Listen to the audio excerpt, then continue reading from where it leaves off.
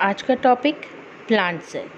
तो आप इसमें देखेंगे कि प्लांट सेल में कौन कौन से स्ट्रक्चर्स होते हैं और प्लांट सेल और एनिमल सेल में क्या डिफरेंस होता है, ये भी आपको ये वीडियो देख के समझ में आएगा। तो चलिए पढ़ते हैं plant cell. Plant cell eukaryotic cell का एग्जाम्पल है और यूकैरियोटिक सेल मीन्स वो सेल्स जिसमें कि न्यूक्लियस एडवांस होता है। जैसे कि एनिमल सेल के बारे में हमने पढ़ा था कि एनिमल सेल का स्ट्रक्चर जो है वो फिक्स नहीं होता है, फ्लेक्सिबल होता है उनका, है ना। लेकिन प्लांट सेल में क्या होता है कि उनका स्ट्रक्चर जो है वो जनरली फिक्स रहता है। तो कुछ इस तरीके का स्ट्रक्चर होता है इसका। अगर हम बात करें प्लांट सेल के स्ट्रक्चर की तो कुछ इस तरीके का स्ट्रक्चर होता है और ये आपकी होगी प्लाज्मा मेम्ब्रेन। ठीक, प्लाज्मा मेम्ब्रेन जो कि कैसी होती है, सेलेक्टिव परमिएबल। और प्लाज्मा मेम्ब्रेन के बाहर की तरफ इसमें एक अलग स्ट्रक्चर होता है जिसे कहा जाता है सेल वॉल। ठीक है, ये प्लाज्मा मेम्ब्रेन के बाहर की तरफ होता है और क्या काम करता है, ये प्रोटेक्शन का काम करता है। आप देखिए ये होगी आपकी सेल वॉल।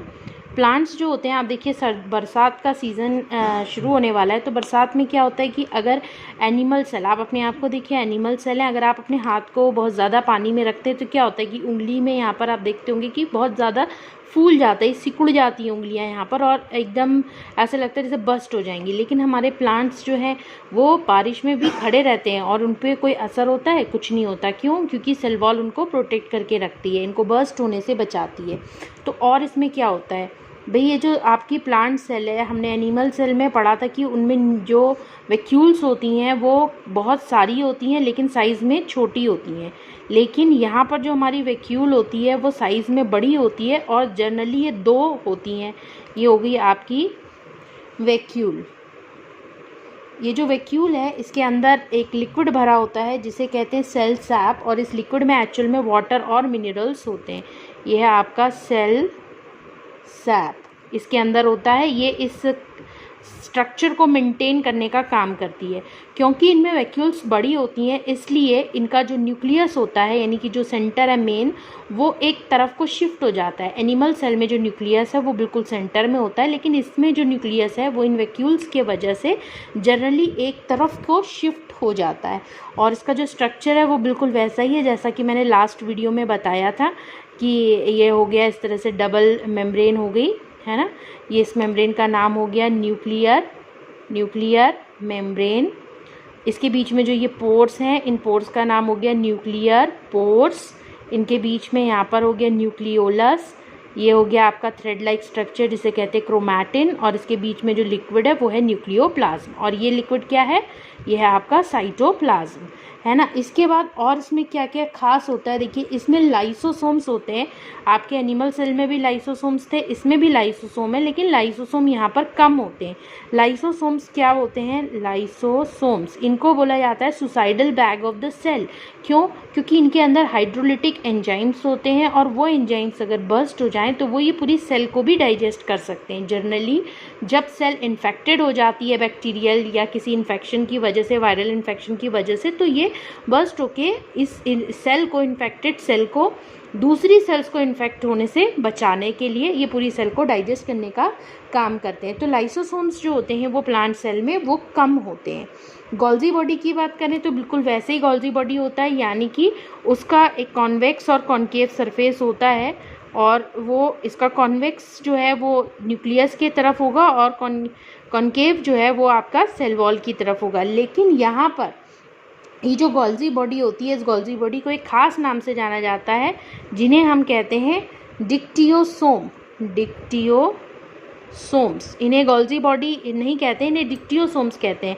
और इनका स्ट्रक्चर भी जो है वो बिल्कुल एग्जैक्टली गोल्जी बॉडी से मैच नहीं करता है, थोड़ा सा इसमें डिफरेंस होता है। वो जब हम ये गोल्जी बॉडी का मेन स्ट्रक्चर पढ़ेंगे तो उस समय आपको इसके बारे में बताएंगे।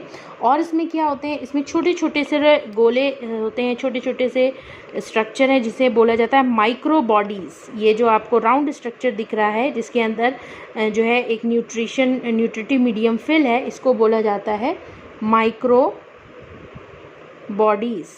ओके। तो ये माइक्रो बॉडीज़ में क्या होता है, इसमें बहुत सारे माइक्रो बॉडीज़ होते हैं, यानी कि ये जो छोटे छोटे से स्ट्रक्चर्स हैं बहुत सारे होते हैं। तो इन माइक्रो बॉडीज़ में आपकी स्फेरोसोम्स, पेरोक्सीसोम्स, ग्लाइकोसोम्स, ये सभी जो है कलेक्टिवली इन्हें माइक्रो बॉडीज़ कह दिया जाता है। और इसके अंदर क्या होता है, तो इसके अंदर माइटोकॉन्ड्रिया भी होता है, बिल्कुल वैसे ही जैसे कि एनिमल सेल के अंदर था। तो इसके अंदर भी आपका क्या होता है, माइटोकॉन्ड्रिया। माइटोकॉन्ड्रिया को क्या बोलते हैं, power house of the cell. क्यों, क्योंकि ये एटीपी जनरेट करने का काम करता है, और यही एटीपी जो इससे जनरेट होती है वो आपके इस सेल को ऊर्जा देती है, एनर्जी देती है आगे के कामों में। एक और ख़ास स्ट्रक्चर जो कि केवल प्लांट सेल में होता है उसको हम कहते हैं क्लोरोप्लास्ट। तो बहुत सारे क्लोरोप्लास्ट होते हैं इस तरीके से, ये क्लोरोप्लास्ट है। तो ये क्लोरोप्लास्ट का काम क्या होता है, इसका काम होता है कि प्लांट को खाना पकाने में हेल्प करना है। आपको सबको पता है ना कि प्लांट सेल क्या करती है, प्लांट सेल जो है वो अपना खाना खुद बना लेती है। Plants are able to make their own food. How? With the help of this chloroplast. Actually 3 types of plastids are there in a plant cell: chloroplast, chromoplast and leucoplast. Chromoplast generally responsible for the various colors. Leucoplast generally colorless and it is responsible for the storage, and this is the chloroplast which is generally green in color and responsible for the food preparation in a plant. ठीक है, तो इसका नाम क्या हो गया, ये plastid भी हम इसे लिख सकते हैं, इसे क्लोरोप्लास्ट भी लिख सकते हैं। तो क्लोरोप्लास्ट की डिस्कवरी किसने की, इसका स्ट्रक्चर कैसा होता है और ये किस तरीके से खाना बनाने में हेल्प करता है, ये हम आपको पढ़ाऊंगी मैं जब मैं आपको क्लोरोप्लास्ट का स्ट्रक्चर पढ़ाऊंगी उस समय। तो यहाँ पर ये चीज़ें जो हमने अभी जनरल डिस्कस करी, ये जनरल स्ट्रक्चर था अबाउट द प्लांट सेल।